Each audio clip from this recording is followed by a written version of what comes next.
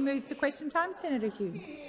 Thank you, Madam President. My question is to the Minister representing the Treasurer, Senator Gallagher. Under Labor, Australia's core inflation is higher than comparable economies, including the US, the UK, Canada, Japan, the euro area, Sweden, Norway, Switzerland and New Zealand. And our economic growth is lower than comparable nations like the US and the UK, with some comparable nations already starting their interest rate easing cycles. Minister, why is it that after 3 Albanese Labor budgets, Australians are saddled with an entrenched per capita recession, negative productivity, sticky inflation and interest rates staying higher for longer? Thank you, Senator Hume. Minister Gallagher. Thank you very much, and I thank Senator Hume for the question. And I think those opposite, all of them need to go and see a doctor, because I think they have the worst case of corporate and political amnesia that I have ever seen. Order. Order.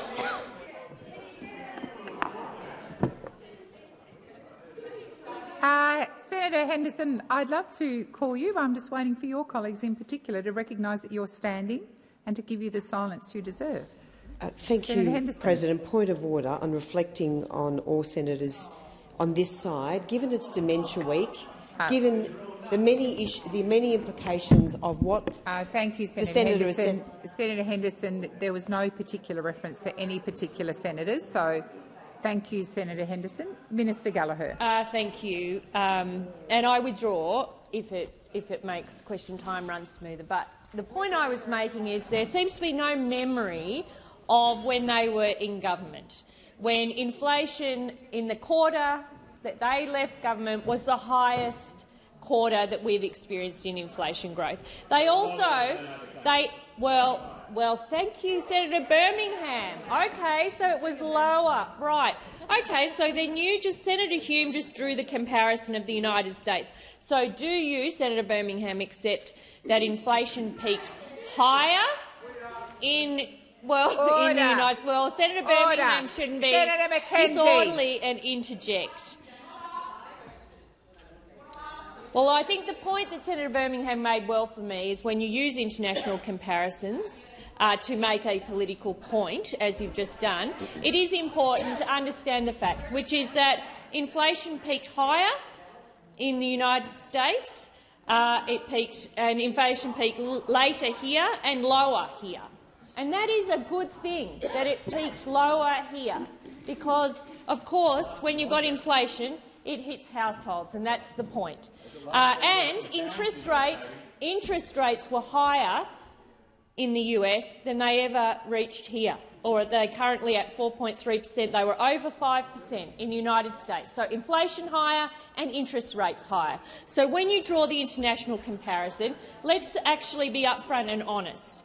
We have a lot going for us in this economy. We have inflation moderating. We have wages growing. Thank you, we Minister. have a strong labour market. Has expired. Senator Hume. Thank you, Madam President. Supplementary. Madam President, ABS data shows that since the election of the Albanese Labor government, real disposable income in Australia has gone backwards by 8.7%. That's a worse outcome than comparable countries. Given your repeated justification that interest rates peaked later and lower in Australia, why is it that the disposable income of Australian households has been hit harder than in comparable countries? Order. Order. Senator McKenzie and Senator Watt. Both of you are very fortunate to have voices which project across the chamber. Question time is not the time to exercise your voices. I'm asking you to listen in respectful silence. Minister Gallagher. Thank you, President. I thank Senator Hume for the question. And we've made no secret that we accept households have been doing it tough with the inflation challenge. That is true for households not just in Australia but around the world, as the world deals with the post-COVID inflation challenge that every country has seen.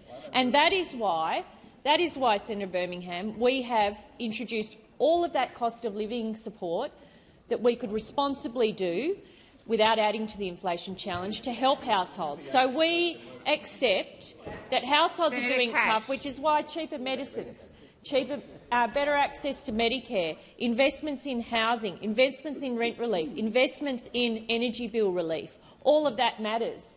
And that's why we're confused about why you come in here and complain about it, but when you look at your voting record, it actually shows you voted against it. Our focus is on relief for households and making sure this inflation challenge continues to moderate. The time for answering has expired. Senator Hume, second supplementary. Thank you, Madam President. Minister, will Australian households see their disposable income recover at all this financial year, or will Australians ultimately have endured 3, potentially 4 Labor budgets only to see their household income go backwards while government spending keeps surging? Thank you, Senator Hume. Minister Gallagher. Well, households are getting a lot more support than they would have under your economic plan. Our economic plan is about not adding to the inflation challenge, helping households through this, creating jobs, getting wages moving again.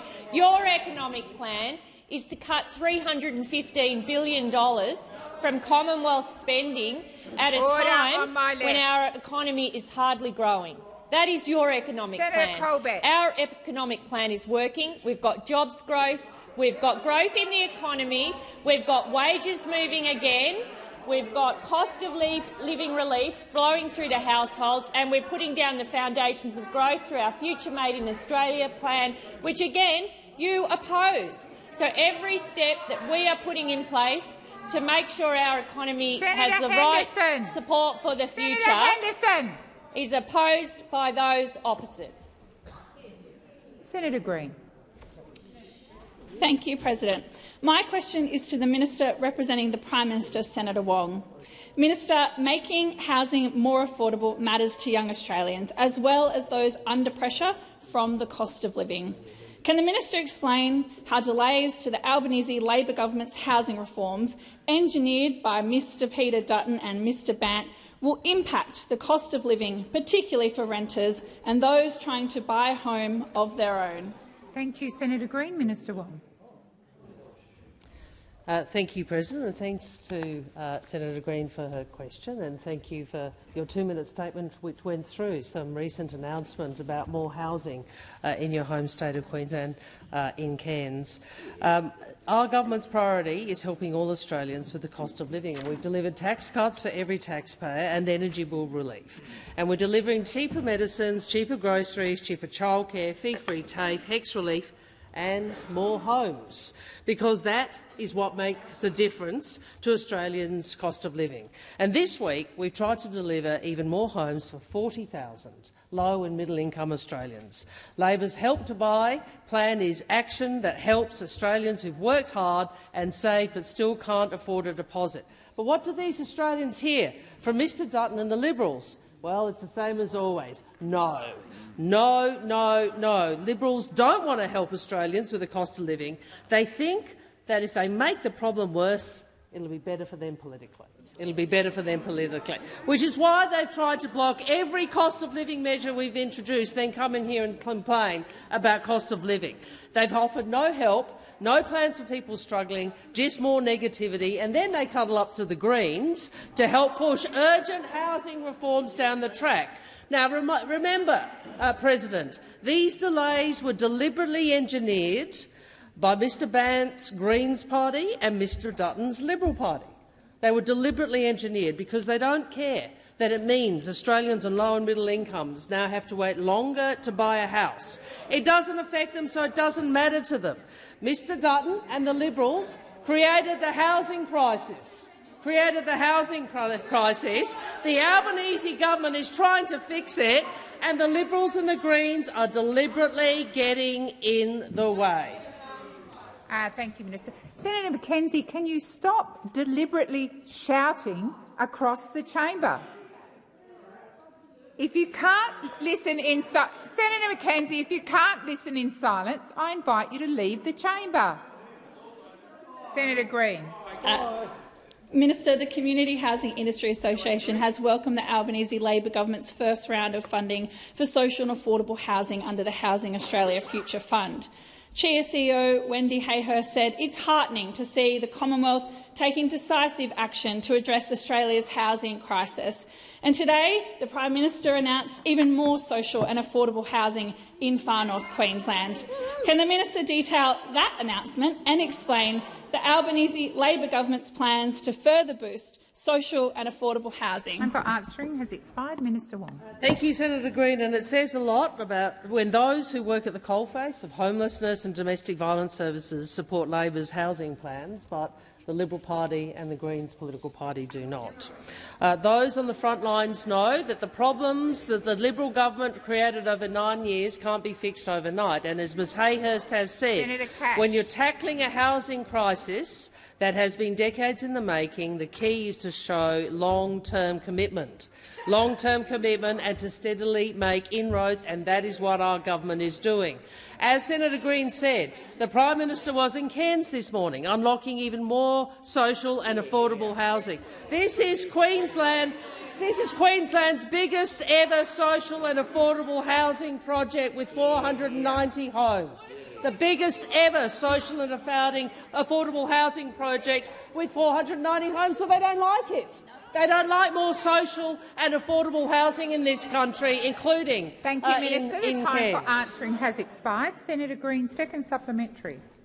Minister, a report authored by top economist Sal Eastlake has found that using superannuation for a housing deposit would make homes more expensive, hinder the home ownership of young Australians, reduce retirement incomes and lead to significant long-term costs to the federal budget. Can the minister explain while the Albanese Labor government's housing reforms will help young Australians now and in the long run? Thank you, Senator Green. Minister Wong. Order across the chamber. Order. Senator Watt. Minister Wong. Thank you. Thank you, Senator Green, for your question. And can I say this? The Albanese government's housing reforms will help young Australians now and in the future, because we want to help 40,000 low and middle-income Australians yesterday. Mr Dutton's only plan is to let young people raid their super to get into the market, which will only drive up house prices and leave young Australians worse off by the time they retire. According to Mr Eastlake, if super for housing was introduced, it would be one of the worst public policy decisions in 6 decades. It would do little for the people who are most in need of assistance and will do most for those who need it least. Super for housing, listen to this, would just make the affordability crisis worse. Super for housing would just make Minister Wong, please use your... Senator Davey, to cup your hands and yell across the chamber is incredibly disrespectful. I've asked you to listen in silence. That is what I expect. Minister Wong. Your policy would just make the affordability crisis worse. It would make it worse, but you don't Thank you, Minister. care. The time for you don't answering care, has expired. Senator Green. Oh no, I think we're done. Beg your pardon. Sorry, Senator Duniam. President, thank you very much. My question is to the Minister representing the Minister for the Environment, Senator McAllister. Last week in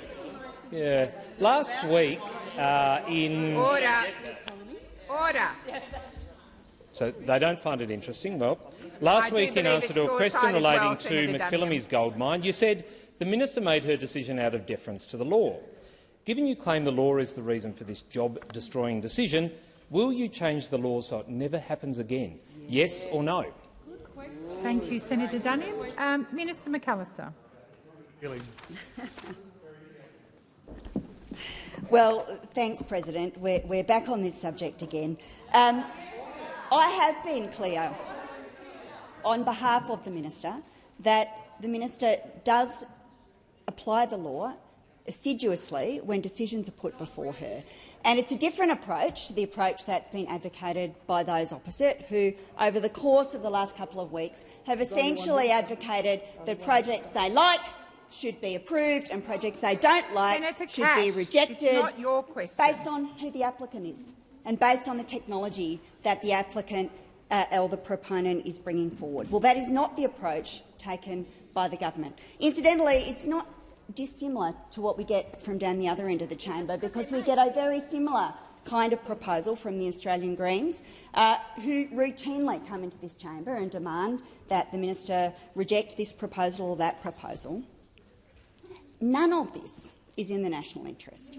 What is in the national interest is an actual framework that allows proponents and community organisations and ordinary people to understand the law that applies and to understand and have confidence that the minister will indeed apply that law impartially based on the evidence that is before her. Please resume your seat. Senator Duniam. Point of order on relevance, President. I did ask specifically whether the government, who write the laws of this country, would change the laws, not apply the ones that exist. And Senator Duniam, you also referred to the way in which the minister made the decision in the first part of your question, and the minister is being relevant.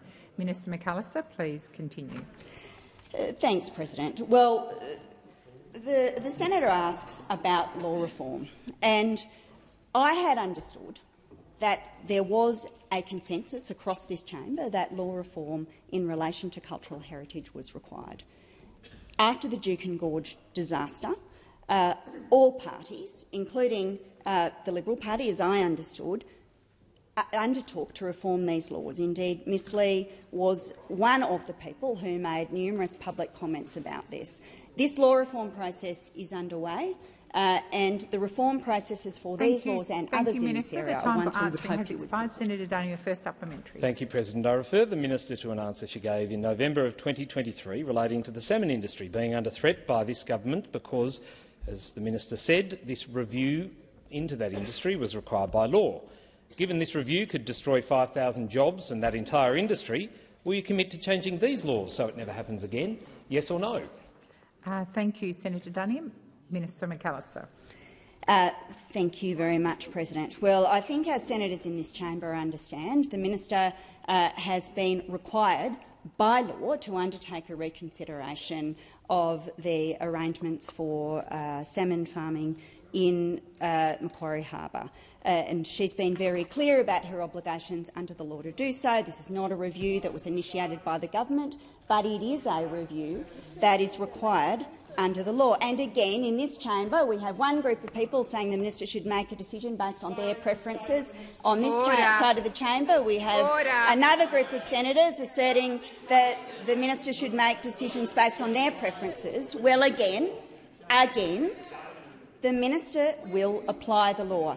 It happens that a review of the EPBC Act and the framework around it is underway. There is legislation before this chamber that you could commit to vote for, but thus far you have not done so. And I invite you to actually stump up and vote for the legislation. Answering has expired. Senator Duniam, second supplement. Thank you. No commitment to workers anywhere.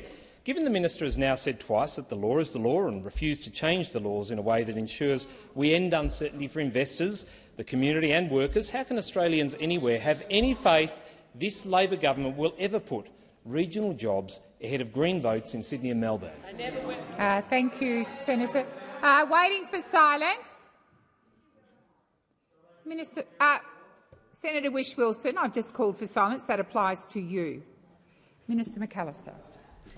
Well, thanks very much, President, and I am certainly very pleased to be invited to speak about this government's commitment to regional jobs and regional investment, because I would point the opposition to the many initiatives that our government is supporting to actually see a rejuvenation of our industrial base, to see a rejuvenation of our regions, to diversify our economy. Perhaps I could refer to the $7 billion over the decade to strengthen Australia's critical mineral supply chains through the new critical minerals production tax incentive, something I believe you are opposed to. Perhaps we could talk about $1.7 billion over the decade for the Future Made in Australia Innovation Fund, supporting Future Made in Australia priority sectors, many of which are based in regional Australia. Perhaps we could talk about the $566 million for Geoscience Australia to progressively map the whole of Ontario Australia. Thank you, Minister McAllister. The time for answering has expired. Senator McKim. Thanks very much, President. My question is to Senator Wong, representing the Prime Minister. Senator, over the next decade, Labor plans to hand out $176 billion in tax concessions to property speculators through negative gearing and the capital gains tax discount. These pour fuel on the fire of Australia's housing crisis, contributing to massive price rises that have locked millions of Australian renters out of home ownership and made it easier for an investor to buy their 9th or 90th property than it is for someone trying to buy their first home. Minister, do you accept that these tax breaks push up house prices and massively disadvantage renters trying to get into the property market?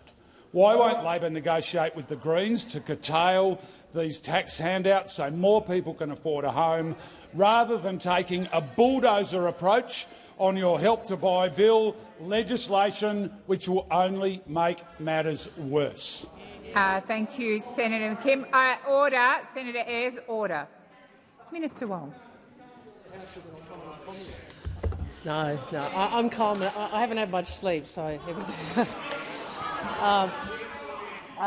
Senator McKim, you know what our housing policy is, and you have spent days working with Senator Birmingham, working with the Coalition to prevent more houses being made available to low and middle income Australians. So I understand. I beg your pardon. I beg your pardon. Order.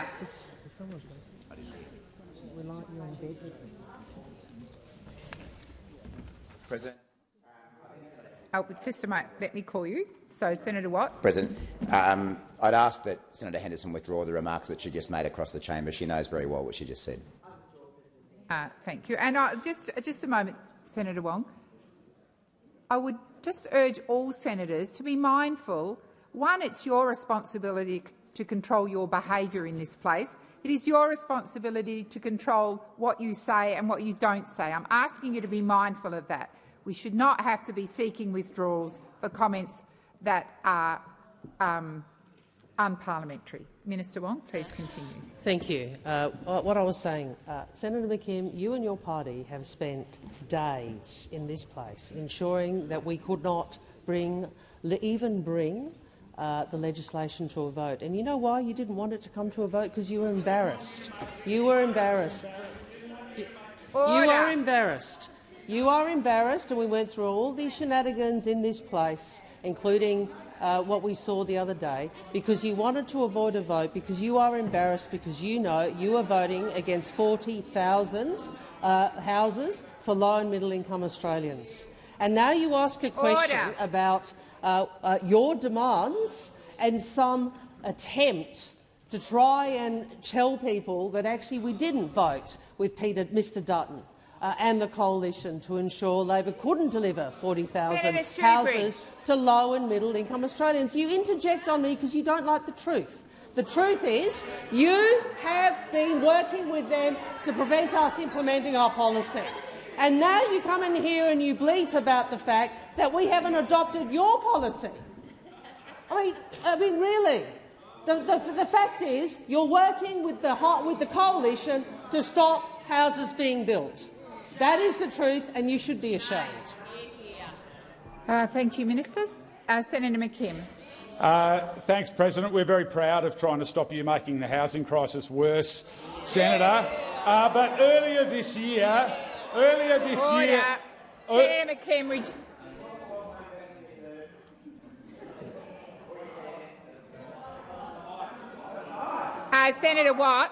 Senator Watt, you may not have noticed, but I've actually been waiting for you to stop. Senator McKim, please continue. Thank you. Minister, you were happy to revise your stage 3 tax cuts because circumstances had changed. The housing crisis has got massively worse since Labor came to power. Why won't you negotiate with the Greens to help fix this massive societal calamity? Thank you, Senator McKim. Minister Wong. Thank you. Well, I'll take what Senator McKim said about being proud. Are you proud of delaying the more houses for low and middle income Australians? Are you proud of voting with Mr Dutton and the coalition, who only want those who have, only some people to have the benefit of home ownership? Are you proud of the spokesperson for the Greens, who is against 3,000 social and affordable housings in his electorate? Are you proud of that? Are you proud of that? Are you proud of all the ways in which the Greens come in here after having opposed social housing, affordable housing in their own electorates, and then come in here and vote with Peter Dutton to prevent us delivering more social and affordable housing? Are you proud of all that, Senator McKim? Thank you, Minister. Senator McKim, second supplementary. Yeah, we're very proud of Mr Chandler Mather running rings around the Prime Minister, I'll tell you that. Senator, is your government seriously so committed to handing over $176 billion in tax concessions to property speculators, to disadvantaged renters, that you would actually go to a double dissolution election to defend those obscene tax handouts? Order. Order. Senator McKim, you have finished your question. Minister Wong. Well, first, Senator, we're going to give you another opportunity. So we will reintroduce this bill. We will reintroduce this bill, a version 2, and we will give the Senate another opportunity, just as we did on the HAF, just as we did on the Housing Affordability Fund, which you also delayed. We will give you another opportunity to vote for it. But what I would say to you is your interjection about Mr Chandler Mather, it really shows what you're all about, isn't it? It's all about the politics. It's all about the politics.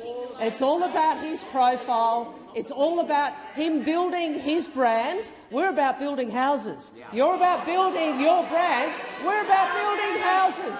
And you know what's really fascinating is that this person, the member for Griffith, who's happy to stand on a stage with pictures of a Prime Minister— Thank you, Minister. The time for answering has expired. Senator Grogan. My question is to the Minister representing the Treasurer, Senator Gallagher. Today we've seen further evidence that the Albanese Labor government's economic plan is working, with almost 1 million jobs created under Labor. This is in addition to record-high workforce participation and gender pay gap down to a record low. Inflation in Australia is moderating. In fact, it's halved from its peak in 2022, and our rates are still lower than the US, even after today's rate cut. How has Labor's economic plan enabled the government to provide cost-of-living relief whilst putting downward pressure on inflation? Thank you, Senator Grogan. Minister Gallagher. Thank you, President. I thank Senator Grogan for her question. It's an important one about the Albanese government's economic plan and how today in the labour force data we saw that 47,500 jobs were added to the economy in August, and the unemployment rate has held steady at 4.2%. This is a good outcome. We want more people in jobs. More people in jobs, earning more and keeping more of what they earn. This has been a record number of jobs created on our watch in any other term of parliament in Australia's history. Participation rate remains high at 67.1% and is at a record high for women, showing that our economic plans around addressing gender inequality across the economy are also working. Our investments in early education and care, so that more women can choose extra hours if they want to, are being reflected in the participation rate. Almost 978,000 new jobs have been created under this government, and that is something that this entire chamber should celebrate, because we know that having a job is so important to making sure families can keep ahead of budgets in their households. And so we've also got seeing inflation moderate again. We inherited inflation with a 6 in front of it. It's coming down in welcome ways. We would like, of course, to see that continue down, and we'll have the monthly CPI figures out next week. We're also seeing wages growing. Again, a big contrast between this government and those when they were in government. Remember the deliberate design feature to keep wages low. That is what the opposition did. We have got wages moving again. We're delivering surpluses, and we are making sure that the budget is in much better shape. Senator Grogan, first supplementary. That's great news, Minister. Thank you. Whether it's housing, super unpaid parental leave, cost protections for workers or a future made in Australia, Labor is committed to a better future for all Australians. We have pursued these policies in the Senate this week because we know they will improve the lives of all Australians. Minister, why is Labor's policy agenda the right one for all Australians? Thank you, Senator Grogan. Minister Gallagher. Thank you very much, President. I thank Senator Grogan for that supplementary too, and drawing attention to our plans on housing, which we have been debating here this week, super on PPL, which passed this chamber in a fantastic vote earlier today, cost protection for workers or a future made in Australia. All of those are those key policies and key features of our economic plan. We've got the tax cuts rolling through. We've got cheaper childcare. We've got cheaper medicines. We've got the Medicare urgent care clinics, which are being so successful. Tripled the bulk billing incentive rate. We've got the fee-free TAFE places, the energy bill relief that's rolling out to households now. We've extended paid parental leave. And importantly, for those who live on payments, we have managed to find room to increase support for job seekers and single parents, because we know that people on payments do it tough as well.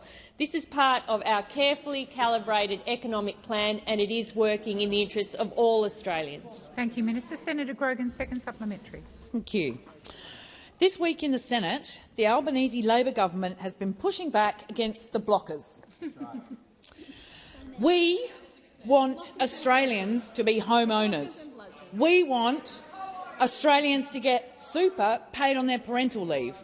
And we want to further improve the rights of Australian workers.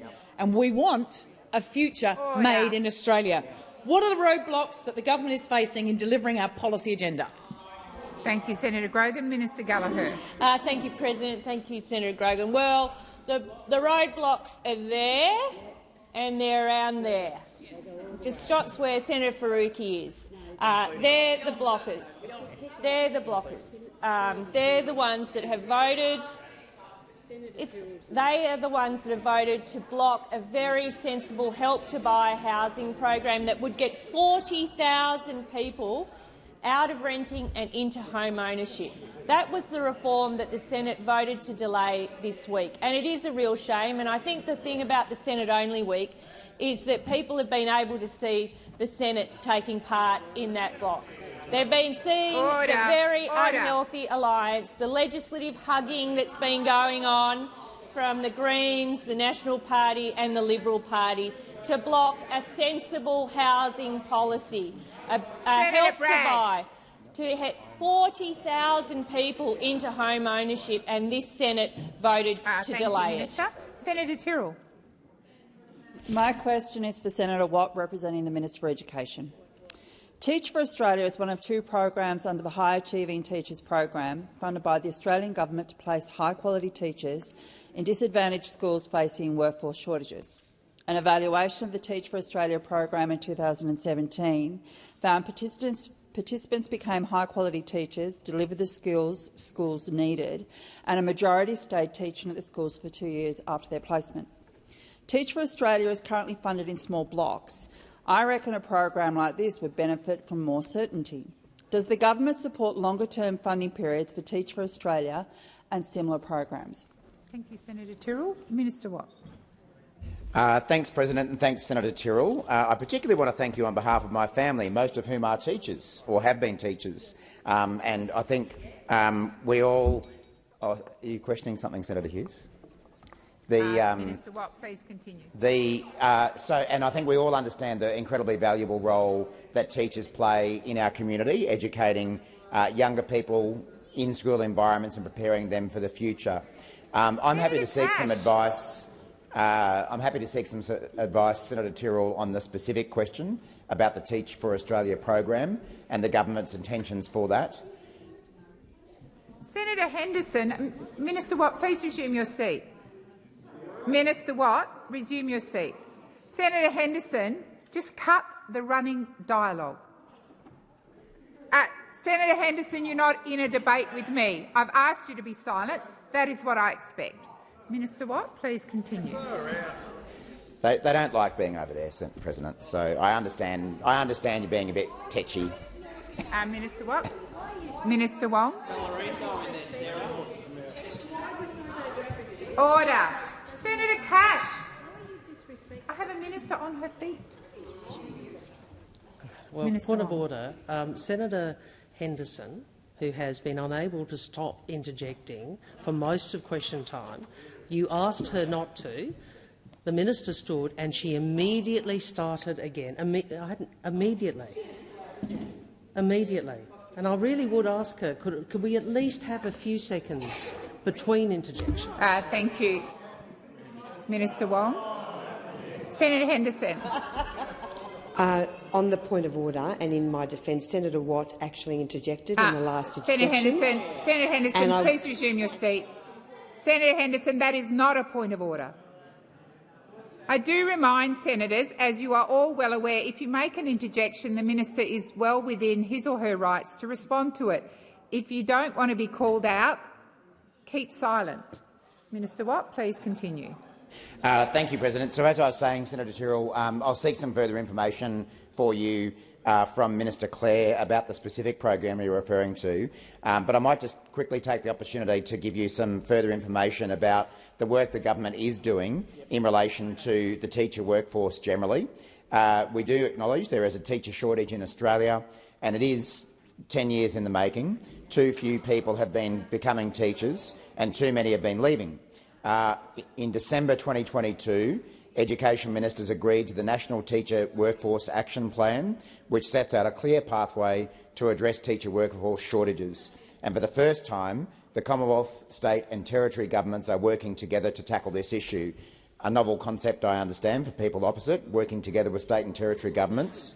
But as a result of that, we have 27 actions in train across 5 priority areas: improving teacher supply, strengthening initial teacher education, keeping the teachers we have, elevating the profession and better understanding future teacher workforce needs. So there's no doubt whatsoever that we do need to invest in the teaching workforce. All research indicates that the best thing you can do for kids' education is invest in their teachers, and that's what we'll keep doing. The time for answering has expired. Senator Tyrrell, first supplementary. Thanks, President. So if this program is meeting the Australian government's objective to provide high-quality education in disadvantaged areas, would the Albanese government support long-term funding, say 5-year blocks, for programs like Teach for Australia to provide teachers with more support in their employment and reassuring the communities they're amazing teachers? Thank you, Senator Tyrrell. Minister Watt. I don't need help, Senator McKenzie. I'm quite okay, thanks. I'm quite okay. And I definitely don't need any colour-coded spreadsheets with advice to me, Senator McKenzie. Minister I Watt, definitely don't I am need going that. to remind you to address your comments to the chair. President, again, I've already said to Senator Tyrrell that if I have any further information to provide about that specific program, I will do so. But again, to give you an indication of some of the things that we are doing, we've awarded the first round of Commonwealth teaching scholarships to around 1,000 first-year teacher education students across the country. Scholarship recipients receive up to $10,000 a year while they are studying and then commit to teach for a period of time after they graduate. Under the $30 million Workload Reduction Fund, we're piloting new approaches to take pressure off teacher and school leaders, such as employing more support staff to undertake administrative tasks. Minister Clare will soon be announcing the outcomes of the latest High Achieving Teachers program grant round. Over the next 3 years, this program will support 1,500 people to become teachers through employment-based pathways, and I think that may actually be the program you're talking about under a different name. Your time for answering has expired. Senator Tyrrell, second supplementary. Well, he's pretty much answered all the questions I have, so I could ask it again, but thank you, Minister Watt. I appreciate your time. Bowing out. Thank you, Senator Tyrrell. Senator Mackenzie. Okay, thank you. My question is to the Minister representing the Minister for Regional Development, Senator McCarthy. Many small businesses in regional Australia have been shocked at the impact of Labor's industrial relations agenda, especially measures like multi-employer bargaining and right to disconnect laws that were never revealed by the Labor Party prior to the election. At the National Press Club yesterday, Minister Watt was asked by David Crowe if Labor will put your IR agenda to voters or will there be some surprises after the election. In response, the minister said, well, I think governments always take items to an agenda and then deliver extra things after they're elected. Ooh. To reassure small businesses in regional Australia, will the minister rule out surprise and unwelcome Labor industrial relations reform after the election, or should they brace for more unwelcome surprises from Labor? Minister Wong. Order. Point of order. I mean, the question, I know it does have regions in the question, but it clearly, in policy terms, relates to the bloke sitting next to her. Now, I know you're scared of asking him a question, but he is available. Senator Birmingham. President, on the point of order, and indeed I took a similar point of order on the 12th of September when government senators had asked then Minister Watt, who was acting as the minister representing the Minister for Regional Development, specific questions about tax cuts and energy relief, matters not at all relevant to his portfolio, but the questions were framed in their impact on regional Australians and regional development. This question was very clearly framed in relation to regional Australia and regional development, and I invite you to uphold your words that you said on the 12th of December, that you can advise the chamber that, as the repping Minister for Regional Development, it can be answered in that capacity as the questions were asked. Thank you very much, Senator Birmingham. I'm very pleased that you take an avid interest in the rulings I make from the chair. I will seek the advice of the clerk.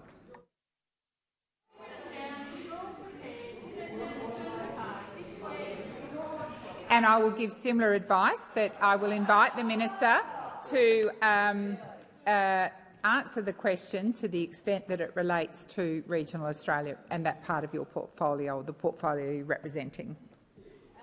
Thank you, President. And certainly I listened to Senator Watt at the Press Club yesterday, and it was a fantastic Press Club delivery by Senator Watt on all the things that we're doing here in the Albanese government right across Australia, in particular in regional Australia. And we know that millions of small businesses are the engine room of our nation's economy, and I would gladly invite Senator Watt to be able to tell you all about the small businesses in our economy. Senator Mackenzie, first supplementary. Thank you, Minister, for not answering the question about surprise announcements for regional Australians. Regional Australians, especially small businesses in the regions, are also being crippled by spiralling electricity bills under the Albanese Labor government. Regional households were even promised that their electricity bills would be $275 lower under Labor. Will regional Australians see that $275 price reduction in 25, 26 or any time in the future? Thank you, Senator Mackenzie. Minister McAllister. President, I beg your pardon, Minister McCarthy. I just want to clarify, this is the electricity bill that the opposition voted against, giving support and relief in terms of the subsidies. Please resume your seat. Order. Order. Order. Order. Senator Mackenzie. I'm just seeking the opportunity to clarify for the minister what I was talking about. Senator Mackenzie, you've asked your question. Order.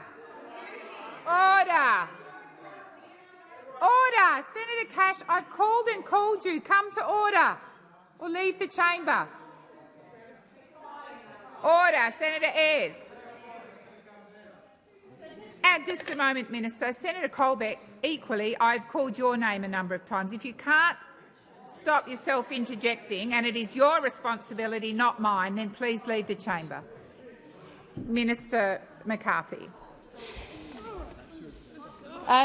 So, President, just confirming that this was the energy relief that the opposition said no to in the Senate to try to relieve the cost of pressure. Minister McCarthy, please resume your seat. Senator McKenzie. Point of order, Standing Order 191 explanation, where if what I've said has been misunderstood, I am able to be afforded the opportunity to explain. The 275 was never a piece of legislation before. Senator McKenzie, this. We're not getting. We didn't have the opportunity Senator to back McKenzie, that. Resume your seat. Senator McKenzie, order across the chamber. You were given the opportunity to make a point of order. I listened to your point of order. I've said in this chamber over and over again, you make the point of order, you don't then make a political statement.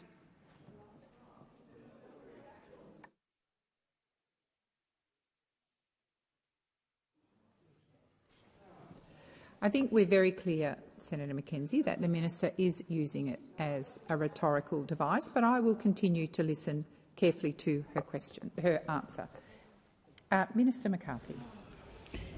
Yes, thank you, President, and thank you, Senator, for the question. I mean, there is nothing, President, that the opposition won't seek to politicise. When they left office, the average wholesale energy price was 286 megawatts per hour, and just like we inherited a 6.1% inflation rate, the coalition will not take responsibility for the messes that they left. Now we hear them. Now we hear them. Even though they voted against the opportunity for Australians to have cheaper energy across Australia, they voted against cheaper bills, and that is all they have to say. Senator McKenzie? Oh. When you finish, Senator Hughes. Senator McKenzie.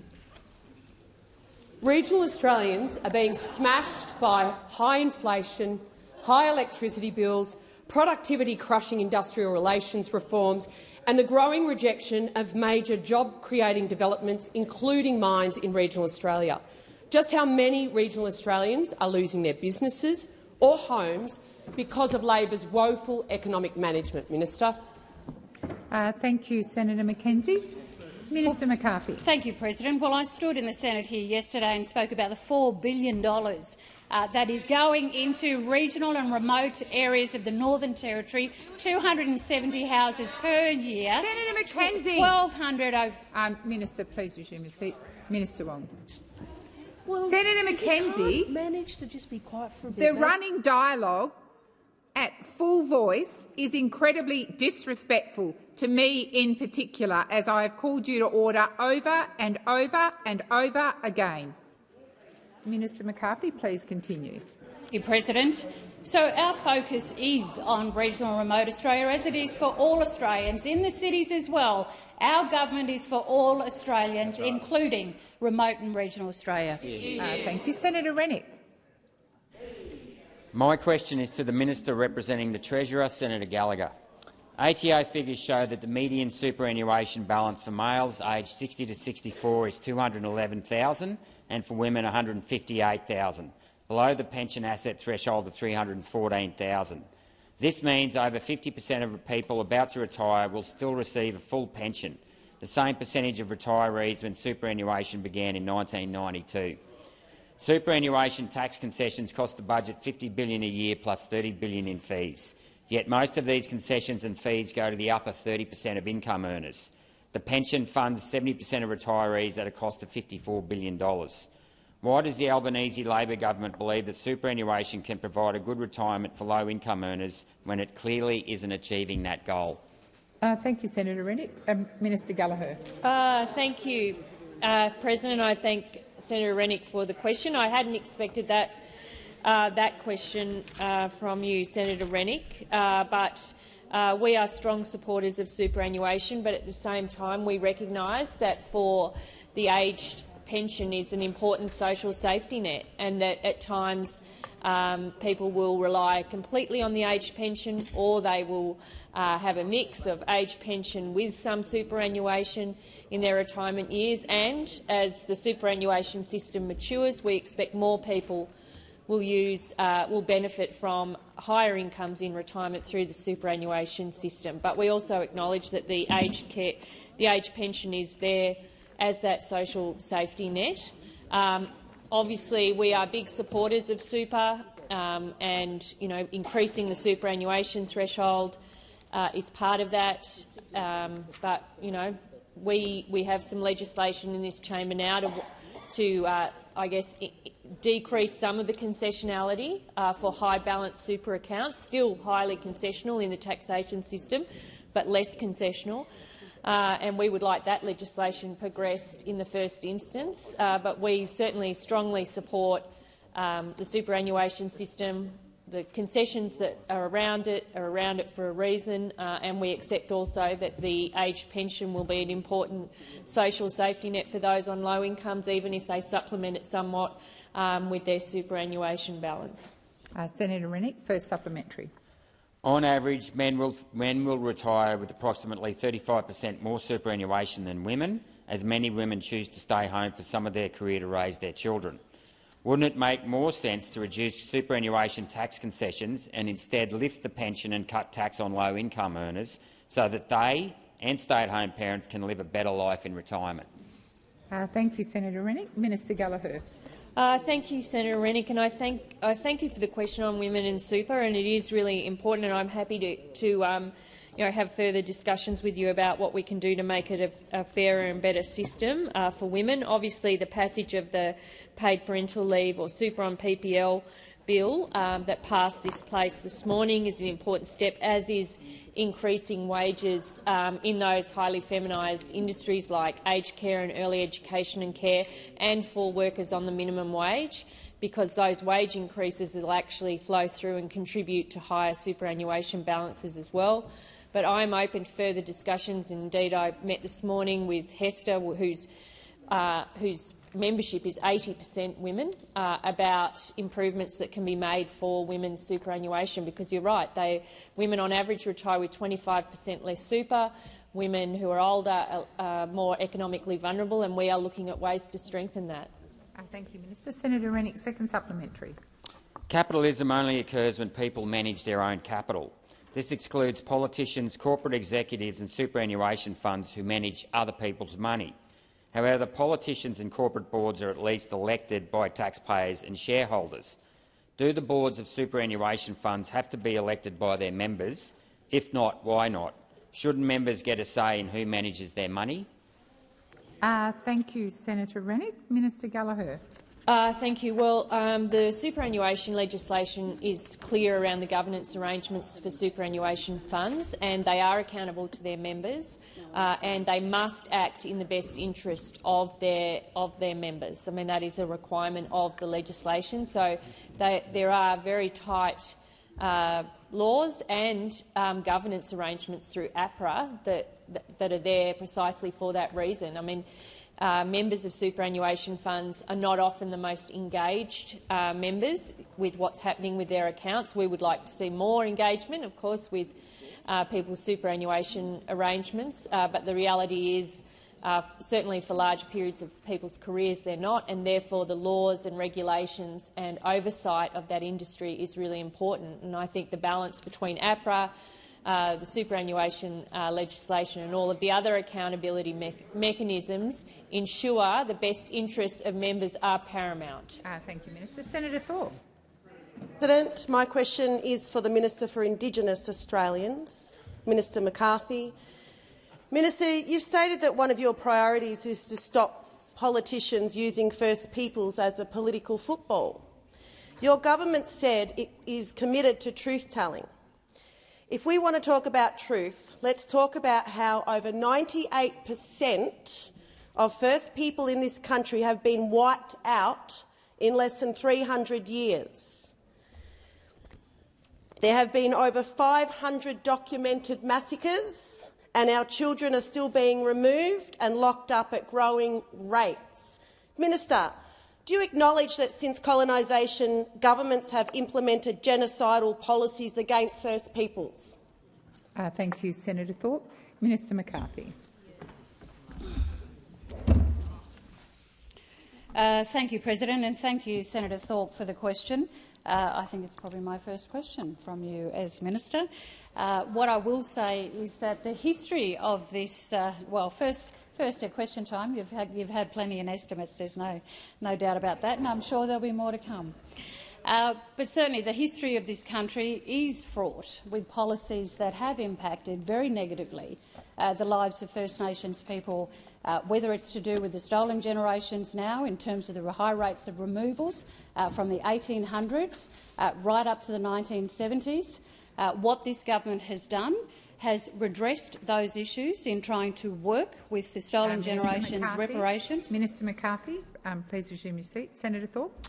Relevance. It was about genocidal policies against us. It wasn't about what her government's doing. Senator Thorpe, there was a significant preamble to the last part of your question, which the minister is entitled to address and is addressing. Minister McCarthy. Thank you, President. Look, I'm more than happy for people to watch. I think it's important that people should see what democracy is all about and how debates take place in this Senate, those that are sensible and those that are nonsensical. But I will say this, that the policies of the past have impacted First Nations people, President. We are seeing that addressed in the redress, as I was saying to the Senate today, in terms of the stolen generations. There are hundreds, if not thousands, of families across Australia still traumatised by the policies of the day, by governments from way back in the 1800s through to the 1970s. And I know that the Parliament of Australia today is acutely aware of that.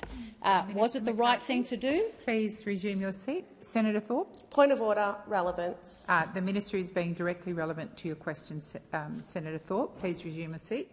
Minister McCarthy. So the trauma, President, that many First Nations families experienced throughout that history still occurs today in this country. The trauma that impacts our families results in the high rates of removals of our children from their families, but it also results in the high rates of incarceration in our justice systems across the country. And that is why the National Agreement on Closing the Gap was implemented, President. Thank you, Minister. Senator Thorpe, first supplementary. The Bringing Them Home report concluded that the policies of forcible removal of our children were genocidal in intent. Minister, do you agree with the finding of the Bringing Them Home report that government actions in this country have constituted genocide? Thank you, Senator Thorpe. Minister McCarthy. Thank you, President. The Bring Them Home report was a report that so many families, including my own families, gave evidence to. It was a report, President, that took many years, took thousands of evidence, and Minister what it did do McCarthy, was— please resume your seat. Senator Thorpe. Relevance. It's about genocide. Senator Thorpe, if I might explain that you— Senator Thorpe, Senator Thorpe, resume your seat. If I might explain, you mentioned in the first part of your question the Bringing Them Home report, which the minister is entitled to confine her remarks to. Senator Thorpe, you are not. Senator Thorpe, you are not in a debate with me. Senator Thorpe, resume your seat. You are not in a debate with me. You've raised a point of order. I've indicated to you there is no point of order. I'm going to invite the minister to continue. Thank you, President. The Bringing Them Home report and the recommendations of the report were embraced by the Labor Party. In fact, so much so, President, that Senator in 2007, when Kevin Rudd became Prime Minister, one of the first things he did in the Australian Parliament was acknowledge the Bringing Them Home report. To answer the question of Senator Thorpe was to apologise. Senator Thorpe, order. Come to order. Minister Wong. Please continue, Minister McCarthy. So the Bringing Them Home report, President, which I encourage all senators to read, culminated in terms of what happened when Prime Minister Kevin Rudd became Prime Minister, to acknowledge the historical horrors of the removal of First Nations people in this country, which continues today in terms of the redress for those families. I've written to hundreds and hundreds of families across this country in terms of what has happened to them. Minister, please resume your seat. Senator Thorpe, I'm trying to give you the respect you are entitled to as a senator in this place, but I would ask that you stop interjecting, and I invite you to put your second supplementary.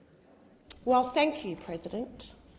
As the new minister, you've said truth-telling is important, but you can't give a straight answer.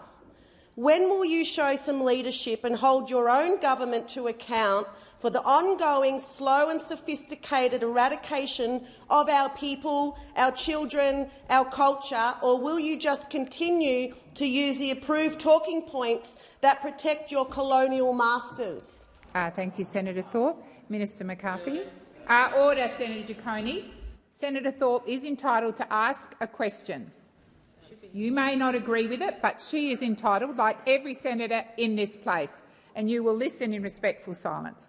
Minister McCarthy. Thank you, President. I do think it's really unfortunate that Senator Thorpe does use the Senate as a place to cause further division for First Nations people in this country. I do believe that Senator Minister Thorpe McCarthy, has a responsibility. Senator Thorpe. Point of order. What was that?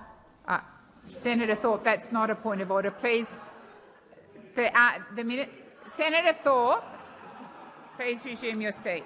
Minister McCarthy, please continue. And, President, I will always use the Senate as an opportunity to bring about greater unity in this country and greater understanding, no matter how appalling our history has been in terms of the high rates of removal, which I ask the senators opposite to show some respect about the high rates of removal of First Nations children in this country. Minister McCarthy, I have Senator Thorpe on her feet. Senator Thorpe. President, point of order, relevance. To my question. The minister is being relevant to your question, Senator Thorpe. You asked the minister about leadership. The minister is talking directly about leadership. Please resume your seat. Minister McCarthy. And thank you, President. I also thank those Indigenous leaders and families across the country, President, who are working, especially in Victoria, in terms of the push for treaty and the Uruk Commission, and all of those who are working in terms of the high rates of removal of First Nations people, but also right across in the other states and jurisdictions. And I think it's important. We are doing the best that we can, and I do urge all senators, Senator Thorpe included, to remember that this is a place to use for the betterment of our country. Thank you. Minister Wong. Thank you, President. I ask that further questions be placed on notice, and I also seek leave to move a motion relating to consideration of legislation.